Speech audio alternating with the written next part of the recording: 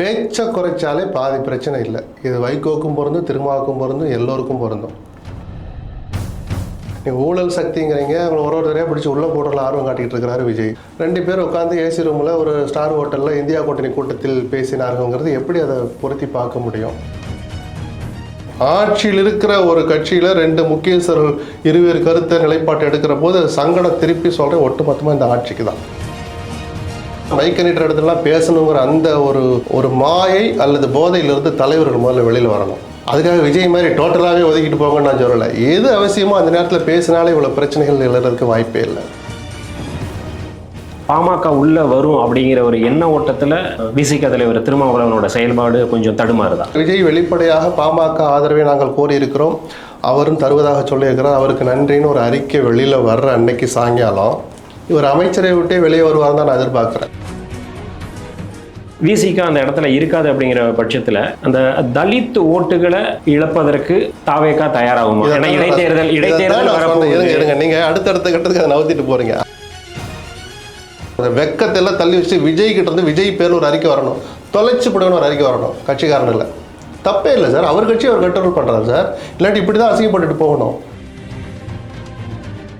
எந்த கட்சியானாலும் சரி, எந்த தனி மனிதனால் ஆணோ பெண்ணோ உங்களை தெருவில் தான் நிறுத்தும். ரீல்ஸ் மோகம் உங்களை தெருவில் நிறுத்தும். சரத் சொன்னதை நான் நம்புகிறேன். எதுக்கு அதை வீடியோ எடுத்தீங்க சொல்லுங்கள், என்ன சாதிச்சிங்க? நான் பச்சையாக சொல்கிறேன், செருப்பில் அடித்த மாதிரி இன்றைக்கி நீங்கள் அவமானப்பட்டு நிற்கிறீங்களா? என் வாயில் வந்துடுதுன்னாரு, வாயில் வர்ற அளவுக்கு அது ஒன்றும் கெட்ட வார்த்தை இல்லை. ஆமாம், சினிமா கவர்ச்சி தான் விஜயனுடைய வெற்றிக்கு அது மிகப்பெரிய காரணம் சார். சீமானுக்கு கிடைக்காத வெற்றி ஏன் விஜய் கிடைச்சிச்சு? தி பப்ளிக் நேயர்களுக்கு வணக்கம். இன்றைய சிறப்பு விருந்தினர் மூத்த பத்திரிகையாளர் திரு SP லக்ஷ்மணன் அவர்கள். அவரோடு தான் இன்னைக்கு நம்ம விவாதிக்க இருக்கிறோம். வணக்கம் சார். வணக்கம். விடுதலை சிறுத்தைகள் கட்சி தலைவர் திருமாவளவனோட தொடர் பேச்சுக்கள் உளறலாக மாறி இருக்கு அப்படிங்கிற விமர்சனம் எழுந்திருக்கு. ஒரு பத்திரிகையாளராக அதை நீங்கள் எப்படி பார்க்குறீங்க? அந்த வார்த்தையை நாம் பயன்படுத்த முடியாது. சக அரசியல்வாதிகள் எப்படி வேணாலும் பேசிக்கிட்டோம். அவருடைய கருத்துக்கள் முன்னுக்கு பின் முரணாக இருக்குது, அல்லது ஒரு தடுமாற்றத்தை வெளியில் காட்டுது, ஒரு விரக்தியை, தன் கட்சியில் நிலவுகிற உட்கட்சி பூசல்களை சமாளிக்க முடியாமல் அவர் படுற பாடு, இதையெல்லாம் வெளியில் காட்டுது அப்படின்னு கடந்த 4-5 மாதங்களாகவே அந்த பேச்சு இருக்குது. தேர்தல் நடைமுறைகள் தொடங்குவதற்கு 2 மாதங்கள் முன்பிருந்தேன். சில பேருக்கு வாய்ப்பு கொடுக்கணும்னு நினச்சார். அதன் காரணமாக இப்போது MLAவாக இருக்கிற சில பேரை வாய்ப்பு மறுக்க வேண்டிய சூழல் ஏற்பட்ட போது அதை எப்படி சமாளிக்கிறதுன்னு அவருக்கு ஒரு தலைவருக்கே உரிய, இன்னும் சொல்லப்போனால் அவர்கள் மீதும் மதிப்பு வச்சிருக்கிற தலைவருக்கு இன்னும் கொஞ்சம் நெருக்கடி அதிகமாக இருக்கும். தப்பு செஞ்சால் தூக்கி போட்டு போகிறது ஒரு நாள் வேலை. அவன் நல்லா செயல்படுறானே, அவனை எப்படி நான் வேணான்னு சொல்கிறது அப்படின்னு அந்த மன போராட்டமும் கூட ஒரு காரணமாக இருந்திருக்கலாம். இது உட்கட்சி விவகாரங்கள். தோழமை கூட்டணி கட்சி பேச்சு அந்த விஷயங்களே கூட அப்போது அவர் பேசின வார்த்தைகள், நானே போட்டியிடுறேன்னு சொன்னது, அப்புறம் போட்டியிடாமல் தவிர்த்துக்கிட்டது, இதெல்லாம் கொஞ்சம் அவர் மீதான ஒரு அறிவார்ந்த திருமாவளவன் இப்படி பேசுவாரா அப்படின்னு ஒரு கேள்வி எழுப்புச்சு. எல்லாம் முடிஞ்சிடுச்சு, ரிசல்ட் வந்துச்சு, முடிவுகள் ஒரு மாதிரி வந்தோடனே இவ்வளவு நாட்களாக பட்டியல் எடுத்த சமூகத்துக்கு கிடைக்காத அந்த தனித்த அங்கீகாரம், அந்த கட்சியிலேயும் அந்த சமூகத்தை சேர்ந்த மந்திரியாக இருக்காங்க, திமுகவில் அதிமுகவில். அது இதற்கு இவர்களுக்காகவே ஒரு இயக்கம் கண்ட ஒரு இயக்கத்தை சார்ந்த ஒருத்தர் அமைச்சராகிறங்கிறது ஒரு பெரிய விஷயந்தான். ஆயாச்சு, அமைச்சர்களை பங்கெடுத்தாச்சு, கொஞ்சம் அமைதியாக இருந்தாலே பாதி பிரச்சனை இல்லை. ஆனால் பேச்சை குறைச்சாலே பாதி பிரச்சனை இல்லை. இது வைகோக்கும் பொருந்தும், திருமாவுக்கும் பொருந்தும், எல்லோருக்கும் பொருந்தும். சரிதானா? ஆளாளுக்கு ஒன்று பேசுகிறது, ஏதாவது குறைகள் இருந்தால் சொல்லலாம், அரசுக்கு சுட்டி காட்டுறது வேறு, சொல்லி திருந்தலைன்னா பொது வெளியில் அறிக்கையாவோ ட்விட்டராக வெளியிடுறதுங்கிறது வேறு. தோழமை விஷயத்தில், கூட்டணி விஷயத்தில் முடிஞ்சு போன விஷயத்தை சீண்டி பார்க்குறது, அப்புறம் அவங்க ஒரு பதில் சொல்லுவாங்கள்ல. இப்போது திருமாவுடைய பெருந்தன்மையை நம்ம பாராட்டலாம். சரி, பிஜேபி இது வருவான பிஜேபி எதிர்க்கிறதுக்கு திமுகவும் தேவை, பெரிய கட்சி தேவைதான், தாவைக்கு ஆட்சியில் இருக்கிற கட்சி தேவைதான்னா இருவருமே இந்தியா கூட்டணி இணைய வேண்டும் சொல்கிறது எந்த வகையில் நடைமுறை சாத்தியம் இருக்க முடியும்? நீங்கள் ஊழல் சக்திங்கிறீங்க, அவங்களை ஒரு தடவையாக பிடிச்சி உள்ளே போடுறதுல ஆர்வம் காட்டிகிட்டு இருக்கிறாரு விஜய். 2 பேர் உட்காந்து ஏசி ரூமில் ஒரு ஸ்டார் ஹோட்டலில் இந்தியா கூட்டணி கூட்டத்தில் பேசினாருங்கிறது எப்படி அதை பொருத்தி பார்க்க முடியும்? இந்த யதார்த்தத்தை புரிஞ்சிக்காமல் சொல்கிற நல்ல மனசுங்கிறது ஒரு பக்கம் இருக்கட்டும், அரசியலில் இது சாத்தியம்தானான்னு ஒரு கேள்வி இருக்கும்ல, அதை கொஞ்சம் யோசிக்காமல் சொல்லிட்டாங்க. அதை ஒரு சக தோழமை கட்சியினுடைய தலைவரும் கூட பார்க்காம இந்த கருத்துக்கு அவர் எந்த அர்த்தத்தில் சொன்னார்னு தெரியல, அவரையே கேளுங்கன்ட்டு போயிருக்கலாம். வைகோ போன்ற ஒரு முதிர்ந்த அரசியல்வாதி சொல்லியிருக்க வேண்டிய, அதாவது திருமாவளவனுக்கும் குரு மாதிரி ஒரு மூத்தவருங்கிற ஸ்தானத்தில் இருக்கிறவர் திரும்ப எந்த அர்த்தத்தை சொன்னார்னு அவரே கேளுங்க அப்படின்னு கூட சொல்லிட்டு போயிருக்கலாம். எரிச்சல் கலந்து கூட. அவருக்கு நோபல் பரிசு கொடுக்கலாங்கிறதெல்லாம் நக்கல் அடிக்கிற வேலை தான். அப்போ வைகோவை கிண்டல் அடிக்கிறதுக்கு அதை விட 100 விஷயங்கள் திருமா கையில் இருக்குது. இது நீங்கள் 2 பேர் சம்மந்தப்பட்ட விஷயம் மட்டும்தானா? படாத பாடுபட்டு கேட்கக்கூடாத இடத்துல போய் ஆதரவு கேட்டு நடந்து ஆதரவு கடிதத்தை வாங்கி ஆட்சி அமைச்சு ஆட்சி நடத்திட்டு இருக்கிற தாவேக்கா பார்வையில் பாருங்கள், இது அவங்களுக்கு எவ்வளோ பெரிய நெருக்கடி. ஏன்னா நீங்கள் எல்லாம் சேர்ந்து கொடுக்குற வைகோவுக்கு இடங்கள் இல்லாமல் இருக்கலாம், எம்எல்ஏக்கள் இருந்த 2 பேரும் அங்கேயே இருக்கிறேன்னு சொல்லிட்டாங்க.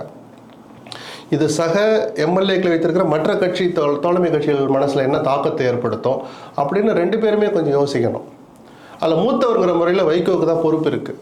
அவர் வைகோவை எந்த வகையிலையும் சீண்டவே இல்லை.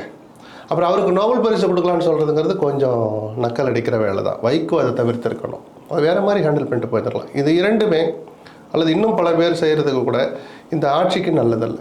சங்கடம் கலந்த நீங்கள் கவனத்தை அதில் செலுத்துறதுக்கு மேலே இதை எப்படி சமாளிக்கிறதுப்பா, அப்போ சீக்கிரம் கூட்டணிக்கு ஒரு பேரை வச்சுவிட்டு அவங்களெல்லாம் ஒரு குடையில் கீழே கொண்டு வர முடியுமான்னு பாருங்கன்னு அதில் கொஞ்சம் மனசை செலுத்துறது அதுவும் தேவைதான். கூடுதல் கவனம் இப்போ அரசு நிர்வாகத்தில் இருக்கணும்.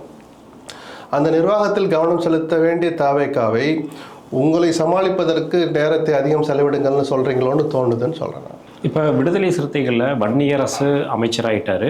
ஒருவேளை அவருக்கான அந்த முக்கியத்துவம் அப்படிங்கிறது திருமாவோட அந்த அடையாள சிறப்பை குறைக்கிற மாதிரி இருக்கிறதுனால திருமா ஒரு வித குழப்பத்தில் அந்த அளவுக்கு ஒரு பதவி மோகமோ பதவி வெறியோ பிடித்தவர் அல்ல திருமா. அவர் நினச்சிருந்தா நான் எம்பி பதவியை ரிசைன் பண்ணி தேர்தல் முடிஞ்ச பிறகு கூட நான் சொல்கிறேன், காட்டுமன்னார் கோயிலில் காங்கிரஸ் கட்சியை சேர்ந்தவருக்கு கூட்டிகிட்டு வந்து சீட்டு கொடுத்தாரு. நீ ரிசைன் பண்ணுன்னா பண்ண போகிறார் அவர். இப்போ கூட திரும்ப அங்கே இடைத்தேர்தலில் நிற்கலாம், அமைச்சராகலாம். வன்னியரசு அமைச்சராக இருக்கும்போது இவரே கூட அமைச்சராக இருக்கலாம். சட்டத்தில் எந்த தடையும் கிடையாது. அதுக்கு ஒரு நடைமுறை சாத்தியமும் இருக்குது. இல்லை, ஒருவேளை அப்படி திரும்ப அமைச்சர் பதவியை ஏற்றிருந்தால் அவர் நம்ம பேசின மாதிரி பதவி ஆசையில் இந்த சமூகத்துக்கு அது ஒரு இன்னும் கொஞ்சம் தனித்த அடையாளமாக இருக்கும் அப்படின்னு கூட அந்த விமர்சனம் வந்திருக்கும் தான். அதை சமாளிக்கிற ஆற்றல் திரும்ப அப்படி ஆசை இருந்திருந்தால் அவர் அன்னைக்கே ஆயிருப்பான்றதுக்கு நான் அந்த வார்த்தையை சொல்கிறேன். வன்னியரசு ஆனது பிடிக்காம அப்படின்னா எங்கள் கட்சி அமைச்சரவையில் சேராதுன்னு அப்படியே ஸ்ட்ராங்காக எடுத்துகிட்டு போயிருக்கலாம்ல. அதை ஒப்புத்துக்கிட்டு கையெழுத்து போட்டவர் தானே திரும்ப. ஆனாலும் மனசுன்னு ஒன்று இருக்குது, அதை பிடிச்சி தான் நீங்கள் கேள்வி கேட்குறீங்க. திருமாவை அவ்வளோ சீக்கிரத்தில் அந்த இடத்துல வைக்கிறதுக்கு நான் விரும்பலை. பொறாமை கலந்த பார்வை பார்ப்பாருன்னு நான் பார்க்கல இவ்வளவு சீக்கிரமாக. அதுவும் ஒரு தலைவர், அவருக்கு சில மனக்குழப்பங்கள் இருக்குது, மன போராட்டம் இருக்குது, உட்கட்சியில் சில பிரச்சனைகள் இருக்குது. இதையெல்லாம் நான் ஏற்றுக்கிறேன். வன்னியரசு அமைச்சரானது ஏற்றுக்க முடியாது அப்படின்னு சொல்கிறாருங்கிற அதில் எனக்கு இப்போதைக்கு அதில் அடிப்படை இருக்கிறதா எனக்கு தெரியல. இல்லை, இப்போ திமுக கூட்டணியில் தேர்தலில் போட்டியிட்டு அதற்கப்புறம் தாவேக்கா ஆட்சி அமையணும் அப்படிங்கிறதுக்கு ஆதரவு கொடுக்கறதுக்காக ஆதரவு கொடுத்து அமைச்சர் பொறுப்பும் வாங்கினதுக்கப்புறம் திரும்ப திமுக குறித்த மாறுபட்ட கருத்தை தொடர்ந்து திரும்ப சொல்கிறது தானே இங்கே கேள்விக்கு உள்ளாகுது. ஒரு நன்றி உணர்ச்சின்னு எடுத்துக்கிடலாம். அந்த நன்றியை அவர் மறக்க தவிக்கிறாரோ அப்படின்னு. ஆனால் அது வெளியிடுகிற கருத்து எத்தகைய தாக்கத்தை ஏற்படுத்துன்னு திரும்ப கொஞ்சம் யோசிக்கணும். ஒரு முடிவு எடுத்து வந்தாச்சு, சரி திமுகவுடைய கோபத்துக்கு ஆளாகியாச்சு, இல்லை அவருடைய ஆசீர்வாதத்தோடு தான் வந்தோன்னு சொல்கிறார். நாங்கள் முடிவு எடுத்துகிட்டு ஸ்டாலின்கிட்ட சொல்லிட்டு தான் வந்தோம் அப்படின்றார். அதுதான் சொன்னேன், முடிஞ்சிட்ட திருப்பி கூட வந்து அடுத்து ஆகிறத பார்க்கணுமே தவிர திருப்பி பின்னாடி போய் நீங்கள் நோண்டினீங்கன்னா இந்த வேலையெல்லாம் தவிர்க்க முடியாததாக இருக்கும். இந்த சிக்கலில் நீங்கள் தான் போய் சிக்கிக்கிறீங்க. இப்போ யார் உங்களை விளக்கம் கேட்டால் எதற்காக போனீர்கள் பதில் சொல்லுங்கள் திரும்ப அவர்களே அப்படின்னு திமுகவில் தகுதியான நபர் கேள்வி கேட்டால் அதுக்கு பதில் சொல்லலாமே தவிர ஸ்டாலினே சொல்லிட்டாருலங்க நாங்கள் தான் அனுப்பி வச்சோன்ட்டு விட்டுட்டு போக வேண்டியதானே. அடுத்து அதில் கவனம் செலுத்தணும். சமூக நீதித்துறைன்னு பேர் மாற்றியாச்சு, அதில் உங்கள் கட்சிக்குள்ளேயே சண்டை நடக்குது. ஆயுதடாவருங்கிற பேரை மாற்றினதில் ஒரு தனித்த அடையாளம் போயிடுச்சுன்னு சில பேர் சொல்கிறாங்க. இல்லை இது ஒரு கௌரவம்னு இன்னொருத்தர் சொல்கிறார். இந்த மாதிரி விஷயங்கள்லாம் அதெல்லாம் இல்லைப்பான்னு பஞ்சாயத்து பண்ணி வச்சுட்டு அடுத்து இந்த துறையை வச்சு அந்த சமூகத்துக்கு என்ன செய்யலான்னு அதில் ஆக்கப்பூர்வமாக யோசிக்கிறத விட்டுட்டு திரும்ப முடிஞ்சு போன விஷயத்தையே நோண்டிக்கிட்டு இருக்கிறனால திருமாவுக்கோ விடுதலை சிறுத்தைகளுக்கோ இது ஒட்டுமொத்தமாக இந்த ஆட்சிக்கோ ஒரு துளியும் பயனில்லை. ஆதி திராவிடர் நலத்துறை அப்படிங்கிறது சமூக நீதித்துறை அப்படின்னு பெயர் மாற்றம் பண்ணதுலேயே விசிகாவோட 2ஆம் கட்ட தலைவர்கள் அதுக்கு எதிர்ப்பு தெரிவிக்கிறாங்க. ஆனால் அமைச்சராக இருக்கக்கூடிய வன்னியரசு அது ஒன்றும் பிரச்சனை இல்லை அப்படின்னு பேசும்போது அங்கேயே அந்த முரண்பாடு இருக்கே அவங்களுக்கு. இது ஏதோ இந்த ஆட்சி வந்து தான் அதை சமூக நீதித்துறைன்னு மாற்றினாங்க அந்த பேச்சு வந்துச்சுன்னு இல்லை.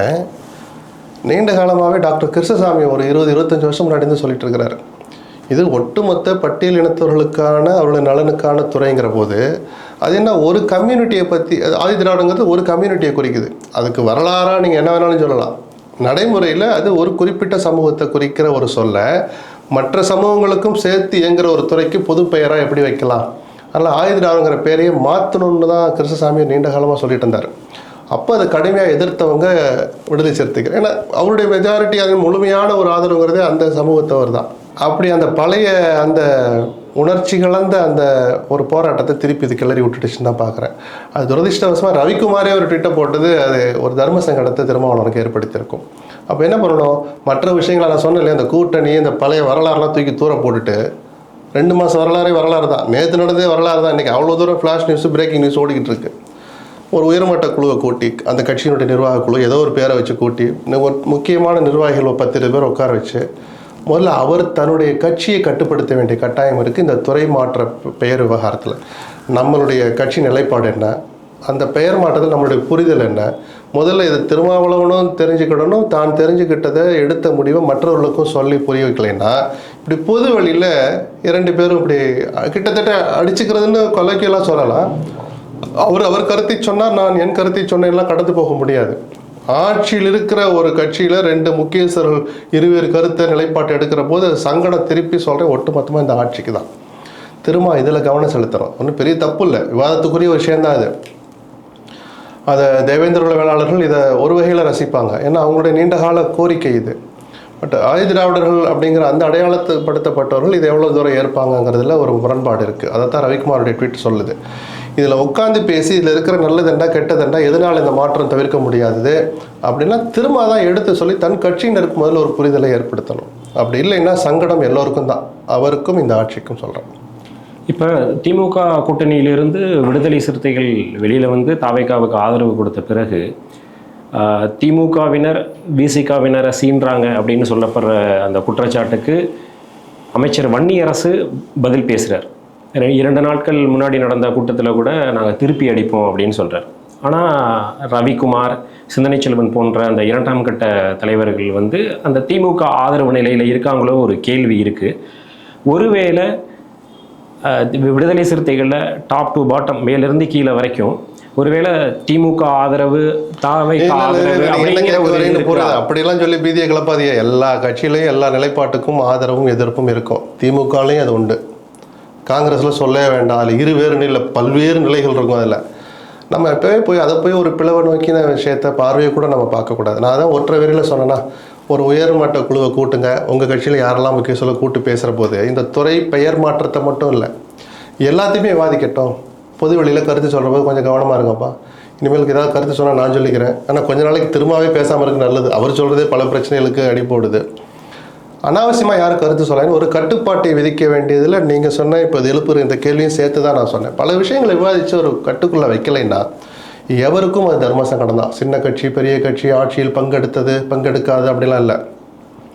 இடதுசாரிகள் வெளியிலிருந்து ஆதரவு தர்றாங்க, அந்த இடதுசாரிகளையும் முரண்பட்ட கருத்துக்கள் வெளியில் வருது. சரிதானா? வீரபாண்டியன் ஒரு கருத்து சொல்லுவாள், சண்முகம் ஒரு கருத்து சொல்லுவாள், அங்கே 2ஆம் கட்டத்தில் ட்விட்டில் வேறு மாதிரி போடுவாங்க.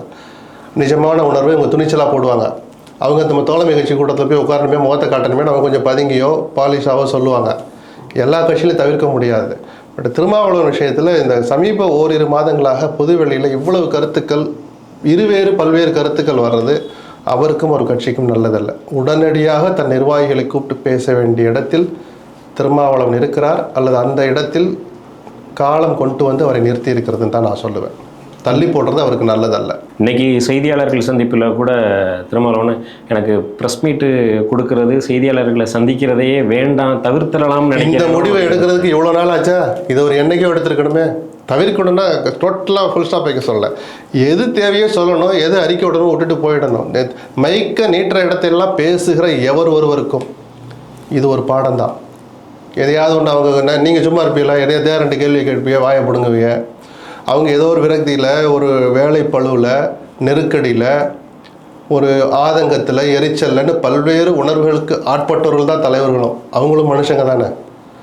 அப்படிப்பட்டவங்க ஏதாவது சொல்லக்கூடாத நேரத்தில் சொல்லக்கூடாத சில வார்த்தைகளை சொல்லிட்டா, இப்போ நோபல் பரிசு சொல்லணுங்கிறது திருமாவளவனை இழிவுபடுத்தணும், நக்கல்னு நான் சொன்னேன்.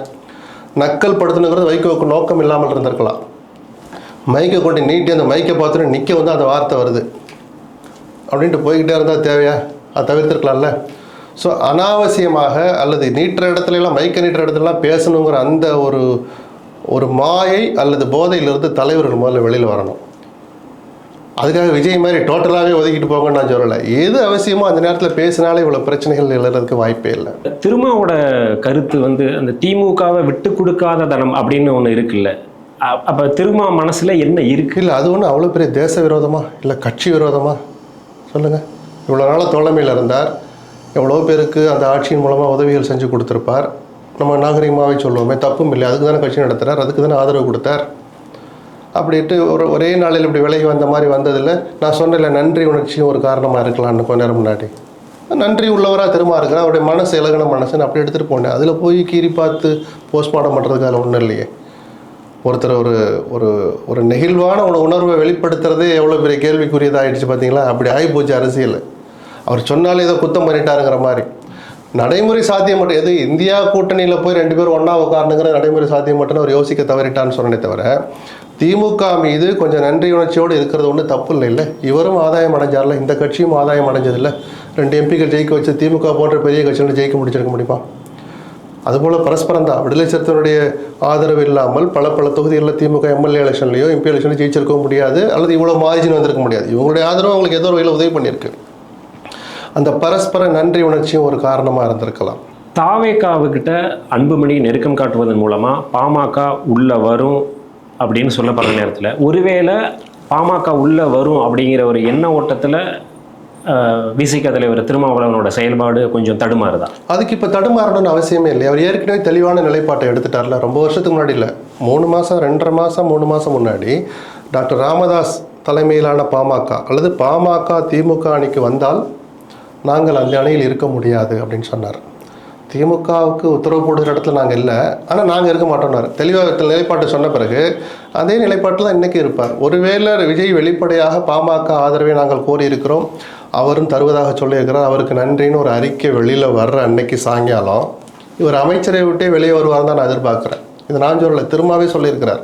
பாமக இருக்கிற இடத்துல நாங்கள் இருக்க மாட்டோம்னா அமைச்சர்கள் அங்கே வைக்கணும் அவசியம் இல்லை சார். வெளியிலிருந்து நாங்கள் ஆதரிக்கிறோம்னு சொன்னாலே அன்புமணி தருகிற அந்த ஆதரவு, பாட்டாளி மக்கள் கட்சி தருகிற அந்த ஆதரவு, வன்னியரசுக்கும் சேர்த்து அவர் வங்க வகிக்கிற அமைச்சரவைக்கு தான் அந்த ஆதரவு. அப்போ பாமக ஆதரவில் விடுதலை சேர்த்து நீடிக்கலாம், இப்போ மட்டும் நீடிக்கலாமோ அப்படின்னு நானும் கேட்பேன். என்னை கேட்க சொன்னதே திரும்ப தான். ஏன்னா அவர் தெளிவான நிலைப்பு, பாமக இருக்கிற இடத்துல இருக்க மாட்டோன்னா அர்த்தம் எல்லாம் அதானே சார். அப்படி ஒன்று நடக்கட்டும், நம்ம அதை பார்க்கலாம். ஆனால் இப்படி திருமா போன்றவர்கள் சந்தேகப்படுகிற அளவுக்கு சில காரியங்கள் இந்த ஆட்சியில் நடக்குது. 2 விஷயம். ஒன்று, பாமகவோட நெருக்கம், அதுக்கு ஜான் ஆரோக்கியசாமி அன்புமணிக்கே ஆலோசகராக இருந்தாருங்கிற நெருக்கம், தனிப்பட்ட நெருக்கம் கூட காரணமாக இருக்கலாம். அதை நம்ம தப்பாக கூட புரிஞ்சிட்டு இருந்திருக்கலாம். இல்லைங்க, அவர் மேகதாதுவை பற்றி பேச வந்தார், அது அதோட முடிஞ்சு போச்சுன்னு கடந்து போகலாம். ஆனால் அதிமுக வந்து எம்எல்ஏக்களை இழுக்கிற வேகம் இருக்குல்ல, அது தோழமை கட்சியில் கொஞ்சம் சந்தேகப்பட வச்சிருக்கும், எரிச்சல் அடைய வச்சிருக்கும். இது ஆரோக்கியமற்றதுன்னு திரும்ப சொன்னார். இடதுசாரியில் கொஞ்சம் மைல்டாக சில வார்த்தைகளை பயன்படுத்தினாங்க. இது பொதுவெளியில் சொன்னது. தனிப்பட்ட முறையில் அவங்க கொஞ்சம் எரிச்சலாக இருப்பாங்க. அப்போ நம்ம மேலே நம்பிக்கை இல்லாமல் நம்மளை கலட்டி விடணும்னு ஏதோ பண்ணுறாங்களா அப்படிங்கிற ஒரு அவநம்பிக்கையை தாவேகாவினுடைய அந்த செயல்பாடு ஏற்படுத்தி இருக்குன்னு சொன்னால் அதை நான் மறுக்க மாட்டேன். அதில் நியாயம் இருக்குது. ரெண்டாவது, அப்படி போய் நீங்கள் இழுக்க ஆரம்பிச்சிங்கன்னா நாளைக்கு உங்கள் கட்சியிலேருந்து எதிர்காலத்தில் நாளைக்கோ நாளானைக்கோ அடுத்த மாதமோ அடுத்த வருஷமோ உங்கள் கட்சியிலேருந்து எம்எல்ஏக்களை சில பேர் இழுத்தாங்கன்னா நீங்கள் எந்த முகத்தை வச்சு அதை நீங்கள் டிஃபெண்ட் பண்ணுவீங்க? இல்லை எங்களை எப்படி படுத்துகிறாங்கன்னு போய் மக்கள்கிட்ட போய் முறையிடுவீங்க. அப்போ நீ செஞ்சது என்னப்பா அப்படின்னு கேட்பாங்கல்ல. அது இரு பக்கமும் கூறான ஆயுதம்னு நான் தொடர்ந்து சொல்லுவேன். ஆள் பிடிக்கிற வேலை இரு பக்கமும் கூறான ஆயுதம். அதுவும் இது போன்ற ஒரு தொங்கு சட்டமன்றம் அமைந்திருக்கிற சூழலில் எல்லா கட்சிகளுக்கும் அந்த எதிர்பார்ப்பு இருக்கும், எச்சரிக்கை உணர்வு இருக்கும், கனவுகள் இருக்கும். அதை சம்பந்தப்பட்ட யாருமே மறக்கக்கூடாது. இல்லை, தாவேகா அரசுக்கு ஆதரவு, அமைச்சரவையில் இடம் எல்லாம் வாங்கியாச்சு, திமுக சைட்லையும் நட்பு பாராட்டுறது, இது மாதிரியான விஷயங்கள் என்ன சபையை விஜய்க்கு திரும்ப சொல்ல வர்றாரு? ஒருவேளை என்னை கூப்பிட்டு பேசணும், விஜய் வந்து உங்களுக்கு என்ன வேணும்னு கேட்கணும் அப்படின்னு நினைக்கிறாரா திரும்ப? இல்லை, அப்படி டைம் கொடுத்துட்டு தானே இருக்கிறார். அன்றைக்கி தோழமை கட்சிகள் கூட்டம் நடந்ததில்லை கோவளத்தில், முதல் கூட்டம். அது அவ்வளோ சந்தோஷமாக நடக்கலைன்னு நான் கேள்விப்பட்டேன். ஏன்னா முறைப்படி அது நடக்கலை, ரைட்டா, அவங்களுக்கு அது புது அனுபவம். அந்த கூட்டம் மாலையில் நடந்தது. காலையில் இடதுசாரி தலைவர்கள் போய் முதலமைச்சர் சந்தித்து பேசினாங்க, சில கோரிக்கைகள் சொன்னாங்கன்னு சொன்னாங்க. அந்த கூட்டம் முடிந்த அடுத்த நாள் காலையில் திருமாவளவன் போய் முதலமைச்சரை சந்தித்து தனியாக பேசினார். ஸோ சந்திப்பு நடந்துட்டு தானே இருக்குது. என்ன வேணுமோ கேட்டுட்டு தானே இருக்கிறார், பேசிட்டு தானே இருக்கிறாங்க. ஸோ அவருக்கு சிக்னல் கொடுக்குறதுக்கு அப்படின்னு இல்லையோ, நான் சந்திக்க வரேன்னா விஜய் அவங்களுக்கு நேரம் கொடுத்துட்டு தானே இருக்கிறார். வேறு எதை சொல்ல வர்றாரு நாமளாக யூகம் பண்ணி அதை தாண்டி பேசுகிறதுக்கு எனக்கு தெரியல. ஒருவேளை தாவேகாவுக்கு பாமக ஆதரவு கொடுக்கும் அப்படின்னு அவங்க கொடுக்கறதுக்கு ரெடியாக இருந்தாலும் அதை விஜய் ஏற்பாரா, இல்லை பாமக ஆதரவை வேணாம் அப்படிங்கிற ஒரு முடிவுக்கு விஜய் இப்போ தற்போது இருப்பதற்கு என்ன காரணமா? அந்த பேச்சே வரலையே சார். நம்ம யூகமாக தானே முதல் கேள்வி கேட்டோம். அன்புமணி இப்படி போகிறாரு, வாசலில் வந்து வரவேற்று கூட்டிகிட்டு போகிறாரு, அப்போ ஏதோ நடக்குதோ அப்படின்ற அந்த யூகம் பண்ணுறதுக்கு அதுதான் இல்லை.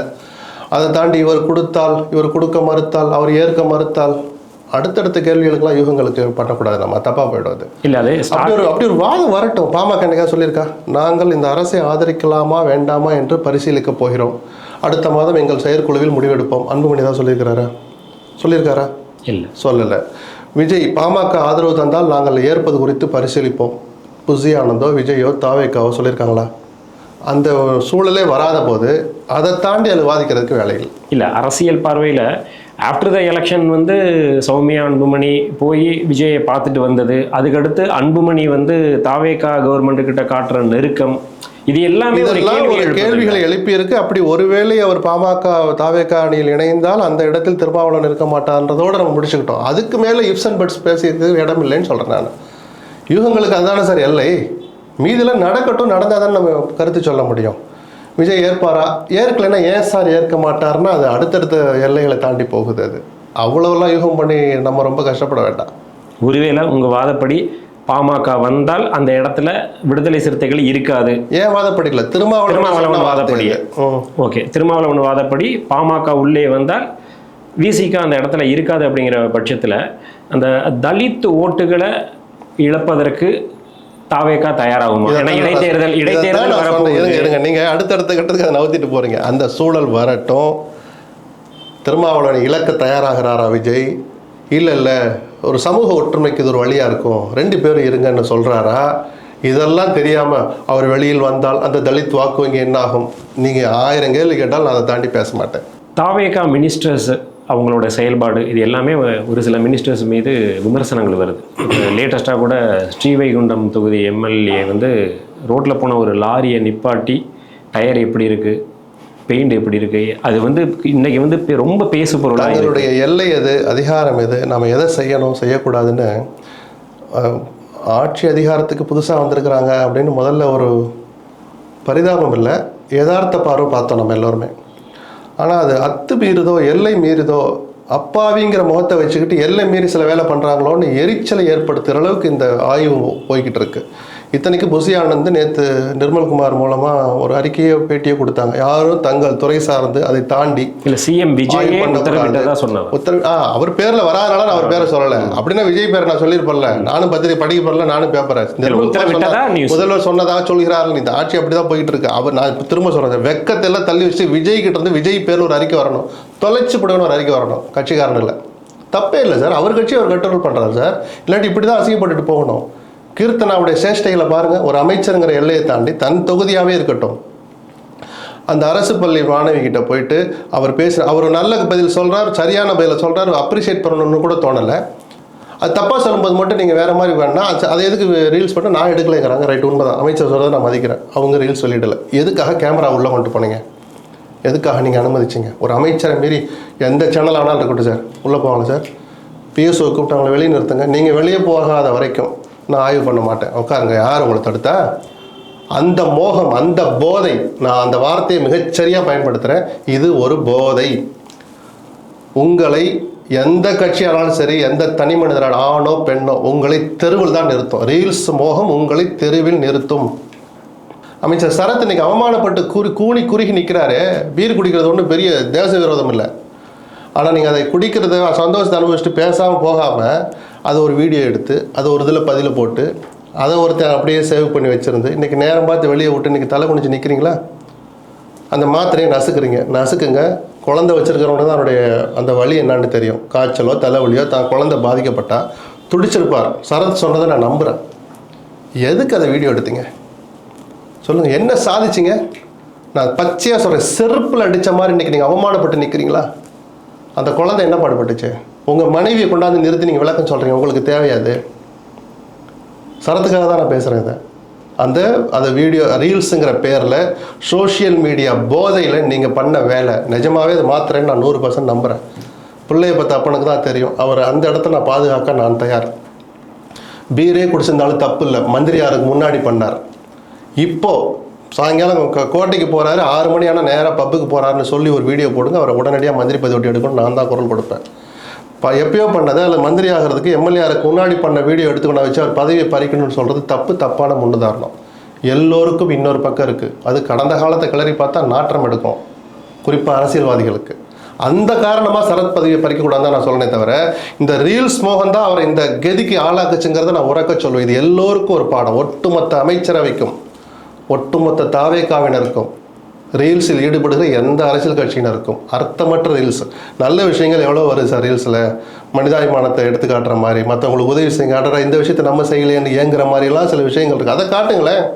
இந்த வெற்று இது ஆணவ போக்கு அதிகார மமதையை காட்டுறதுக்கெல்லாம் நீங்கள் வீடியோ எடுத்துகிட்டு போனீங்கன்னா இன்னைக்குள்ள ஒரு நாள் நீங்கள் தெருவில் தான் நிற்கணும்.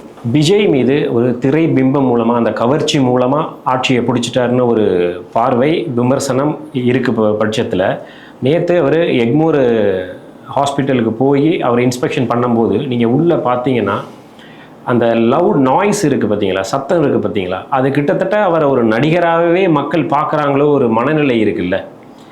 இதை நம்ம எப்படி புரிஞ்சுக்கிறது? அதுதான் அந்த கவர்ச்சியும் ஒரு காரணம் தான். விஜய்க்கு வேணால் அது பிடிக்காமல் இருக்கலாம், கவர்ச்சின்னு சொல்கிறாங்க. கவர்ச்சி சினிமா கவர்ச்சி தான் சொல்கிறோம். இன்றைக்கி நான் ஒரு வர்ற வழியில் தான் நானும் அது வழி தான் டெய்லி வர்றேன். அவர் பார்க்குறதுக்கு இன்றைக்கி கூட்டம் ரோட்டில் நின்றுக்கிட்டு தான் இருக்குது. நீலாங்கரையிலேருந்து அவர் வர்றபோது செக்ரட்டரியேட்டுக்கு போகிறார் இல்லையா, 2 பக்கம் அங்கங்கே மக்கள் நின்று தான் அவர் வர்ற இடம் போகிறான். வேறு எந்த முதலமைச்சருக்கும் செய்யாத மாதிரி இப்போ கயிறு கட்டி வச்சுருக்காங்க, ஏன்னா அதை தாண்டி உள்ளே வந்துடுறாங்க. சினிமா கவர்ச்சிங்கிறது ஒன்றும் பெரிய கெட்ட வார்த்தை இல்லையே. என் வாயில் வந்துடுதுன்னாரு, வாயில் வர்ற அளவுக்கு அது ஒன்றும் கெட்ட வார்த்தை இல்லை. ஆமாம், சினிமா கவர்ச்சி தான். விஜயனுடைய வெற்றிக்கு அது மிகப்பெரிய காரணம் சார். சீமானுக்கு கிடைக்காத வெற்றியே விஜய் கிடச்சிச்சு. ஏன்னா அந்த கவர்ச்சி சீமாட்ட இருக்கிறத விட விஜய்கிட்ட அதிகமாக இருக்குது. இதில் என்ன மூடி மறைக்கிறதுக்கு என்ன சார்? அவர் ஹீரோ சார். ஹீரோ கிட்ட கவர்ச்சி இருக்கிறனால தான் நீங்கள் வெற்றிகரமான ஹீரோ உச்சத்தில் இருந்தீங்க. இதில் என்ன வெக்கப்படுறதுக்கு அது ஒன்றும் தப்பான வார்த்தை இல்லையே, கௌரவ குறைச்சல் இல்லையே. அதுவும் ஒரு காரணம். திமுக மீது இருந்த வெறுப்பு ஒரு காரணம். அந்த ஆட்சியில் உச்சத்தில் இருந்த லஞ்சம் ஒரு காரணம். நகர்ப்புறங்களில் ஒரு குடும்பமும் பட்ட வேதனை ஒரு காரணம். கவுன்சிலர்கள் அட்டகாசம் ஒரு காரணம். 1000 காரணம் இருக்குது சார். அதில் பிரதானமான நீங்கள் சினிமா கவர்ச்சி அல்லது விஜய்க்கு இருக்கிற கவர்ச்சி எடுத்து சினிமா கவர்ச்சி. சினிமா திரும்பவும் சினிமா கட்ட வார்த்தையா சார்? இருக்கிற பலத்தை சொல்கிறேன் சார். நான் அது இது சமகாலத்தில் அரசியல் இருக்கிற 2 பேரை வச்சுக்கோங்க. சீமானுக்கு அந்த வாய்ப்பு இன்னைக்கு வரைக்கும் கிடைக்கல. கதறாரு அவரும் சினிமாக்காரர் தானே. ஏன் ஹீரோவுக்கு கிடச்சிச்சு? தமிழ்நாட்டை இன்னும் முழுமையாக கூட சுற்றி வரல விஜய்.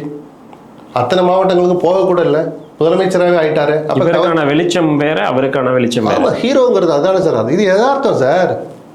பட் இது அதை மட்டுமே பார்க்காதீங்க. அந்த ஹீரோ ஆட்சிக்கு வந்தால் இப்படி நல்லதும் பண்ண முடியுங்கிற மாதிரி விஜய் ஆட்சி பண்ணார்னா சந்தோஷம் தான் நமக்கு. அது ஒன்றும் தப்பு இல்லையே. மற்றபடி ஒரு மருத்துவமனை ஒரு முதலமைச்சர் போனால் அப்படி தான் சார் ஆகும். வேறு இது தவிர்க்க முடியாதது. நான் நியாயப்படுத்தலை, யதார்த்தத்தை சொல்கிறேன்.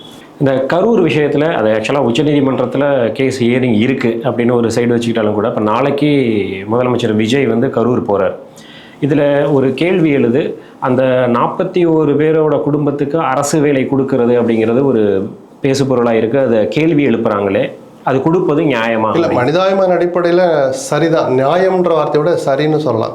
பாதிக்கப்பட்ட குடும்பத்துக்கு என்ன உதவி வேணாலும் செய்யலாம். எங்கே நடந்த விஷயத்தில் உயிரிழந்தவர்கள் அப்படின்னு ஒரு கேள்வி வர்றப்போ தான் ஆன்சரபிளாக இருக்குது. பதில் சொல்ல வேண்டிய கட்டாயம் விஜய்க்கு இருக்குது, இந்த அரசுக்கு இருக்குன்னு சொல்கிறோம். 32 பேருக்கு எதோ கொடுக்க போகிறாங்களோ தகுதினா 41 பேருக்கும் அந்த எலிஜிபிலிட்டி வந்திருக்காது இல்லை, 30+ வச்சுப்போம். அந்த 30 பேருமே லட்சக்கணக்கானவர்கள் வேலைக்காக காத்திருக்கிற போது இப்படி செய்யலாமான்னு ஒருத்தர் கேட்குறாங்க. கேள்வியில் நியாயம் இருக்குது. அந்த லட்சக்கணக்கானவர்கள் இந்த 30 பேர் தான் அடக்கம். இப்போது வேறு மாநிலத்தை சேர்ந்தவர்களுக்கு தகுதியற்றவர்களுக்கு கொண்டு அரசு வேலை கொடுக்குறாருன்னா சட்ட ரீதியாக தப்புன்னு சொல்லலாம். மனிதாபிமான அடிப்படையில் தனிப்பட்ட முறையில் நான் அது தப்புன்னு சொல்ல மாட்டேன். பட் அங்கே போயிட்டு அதை மட்டும் பண்ணிட்டு வந்துட்டானா நல்லது. அந்த வழக்கை பற்றி பேசினால் அது அவர் அந்த முதலமைச்சருக்குரிய பொறுப்பை உணர்ந்து அவர் நடந்துக்குவார் தான் நான் பார்க்குறேன். திமுக கூட போய் ஒரு கரூருக்கு போகக்கூடாதுன்னு சொல்லி கேஸ் போட்டாங்கன்னாங்க, தவறு அது. அப்படி அவங்க கேஸ் கேட்கவும் இல்லை, கேட்கவும் மாட்டாங்க, கேட்கவும் முடியாது. அவர் போகிற போது இந்த வழக்கை பற்றி பேச வேணாம்னு சொல்லுங்கன்னு சொன்னாங்க. அதை உணர்ந்து அவர் செயல்படுவார், நம்ம நம்பலாம். பட் இப்போ வரைக்கும் சிபிஐ சைட்லேயும் சரி, உச்சநீதிமன்றம் சைட்லேயும் சரி, விஜய்க்கு எந்த அறிவுறுத்தல்களும் வழங்கப்பட்டதாக தெரியலை. அப்படிங்கிற பட்சத்தில் அவர் கரூர் விஷயத்தை இங்கே பேசாமல் இருப்பாரா, இல்லை திமுகவுக்கு எதிராக அவர் நாளைக்கு போய் பேச போகிற விஷயங்கள் அவருக்கு ஒரு மைலேஜை கொடுக்க தானே செய்யும்? பேசிட்டு வரட்டுமே. அவர் என்ன பேச போகிறான்னு தெரியாத போது நான் யூகம் பண்ணி பேசுகிறது நல்லா இருக்காது. இந்த வழக்கு பற்றி பேச மாட்டார்னு நான் நம்புகிறேன். ஏன்னா இன்றைக்கி அவர் ஒரு பொறுப்பான பதவியில் இருக்கிறார். அது இவ்வளோ நீதிமன்றத்துக்கு போன பிறகு ஒரு விவகாரம் தீர்ப்பு எப்படி வேணாலும் வரட்டும். அதே இதில் நீங்கள் இதை போய் அங்கே முறையிடுங்கன்னு சொல்லி சிபிஐனுடைய வழக்கை கண்காணிக்கிற உச்சநீதிமன்ற பழைய முன்னாள் நீதிபதி அஜய் ரஸ்தோய் கிட்ட முறையிடுங்கன்னு சொன்னபோது தாராளமாக முறையிடுங்கன்னு சொன்னாங்க. ஆதவ அர்ஜுனா இப்படி இந்த மாதிரி கொன்று குவித்தார்கள்னு சொல்கிறாருன்றது அப்போ நீங்கள் அதை போய் கண்டெம்ட் போடுங்கன்னு சொன்னாங்க. அதை பற்றி யாரும் வைகோ பேச மாட்டார். வைகோ இவ்வளோ பெரிய புத்திசாலி, இவ்வளோ முதிர்ந்த அரசியல்வாதி, திமுக விஜய் செல்ல விடாமல் தடுத்தது தடை கேட்டதுன்னு போய் சொல்கிறாரு. எங்கே அவர் ஒரு வழக்கறிஞர் தானே, பெட்டிஷன் எடுத்து படிக்க சொல்லுங்கள். நான் திருப்பி சொல்கிறேன் சார், எல்லா அரசியல்வாதிகளுக்குமான என்னுடைய எப்போதுமே நான் சொல்லுவேன், பொய் பேசாதீங்க. உண்மைகளை மறைக்கிறது வேறு, அது அரசியல்வாதிகளுக்கு அவசியமானதும் கூட சில நேரங்கள் யதார்த்தம் புரிஞ்சவன். ஆனால் மக்கள்கிட்ட பேசுகிற போது பொய் பேசாதீங்க. ஒரு அளவு இருக்குது. பொய் அழகுன்னு வள்ளுவர் சொன்னார்லாம் சொல்லுவாங்க. எந்த இடத்துல அது ஒரு 10 மணி ஆகுதுன்னா ஒரு 1/2 மணி நேரத்தில் வந்துடுன்னு சொல்லிட்டு 1 மணி நேரத்தில் போகலாங்கிறது அது வேறு சார். பச்சையாக ஒரு பொய்யை மக்கள்கிட்ட துணிஞ்சு சொன்னீங்கன்னா அது பாவச் செயல். இன்றைக்கு இல்லைனாலும் என்றைக்குனாலும் உங்களுக்கு தண்டனை கிடைக்கும். இன்றைக்கி அது நீங்கள் ரசிக்கலாம், ருசிக்கலாம், கொண்டாடலாம். உங்களை திரும்ப சொல்கிறேன், அதுவே உங்களை ஒரு நாள் முச்சந்தியில் நிறுத்தும். அண்ணாமலைக்கு சொன்ன அந்த வார்த்தை தான் அவர் அதை அனுபவித்து முடிச்சிட்டார். இனிமேல் புதிய கட்சி ஆரம்பிக்க போகிறார், நல்லபடியாக பொய்களை குறைச்சி அரசியல் பண்ணுவார் நான் எதிர்ப்பு. ஏன்னா வந்த நாளில் தொடர்ச்சியாக பொய் தான் பேசினார். அது நல்லதில்லை, வளர்கிற அரசியல்வாதிக்கு நல்லதில்லைன்னு சொன்னேன். ஒரு ஸ்பீடு பிரேக்கர் வந்திருக்கு, அவரும் ஒரு தெளிவோடு ஒரு புதிய பொலிவோடு புதிய இயக்கத்தை ஆரம்பிக்க போகிறான்னு நினைக்கிறேன். அதுவே ஒரு பாடம் மற்ற அரசியல்வாதிகளுக்கும் நினைக்கிறேன்.